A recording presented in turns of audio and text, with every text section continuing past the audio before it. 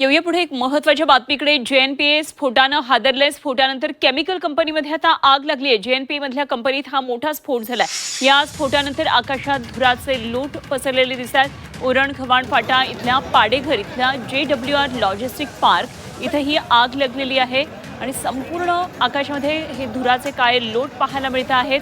Container यार्डमधल्या शेडला ही आग लागल्याची प्राथमिक माहिती समोर येते आहे। तर कंटेनर आगीच्या भक्ष्यस्थानी पडलेले आहेत। पनवेल इथल्या अग्निशमन दल आता घटनास्थळी दाखल झाले।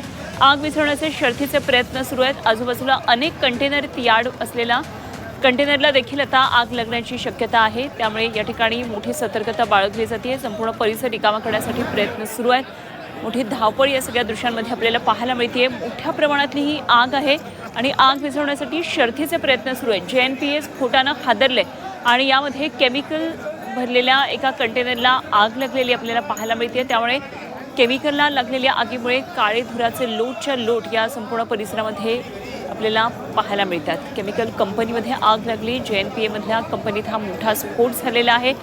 या संपूर्ण परिसरामध्ये मोठ्या प्रमाणात कंटेनर आहेत। या कंटेनरमध्ये वेगवेगळ्या प्रकारचे खरं तर वस्तू आहेत। मात्र काय काय आता मोठं नुकसान होते बघणं अत्यंत महत्त्वाचं ठरणार आहे।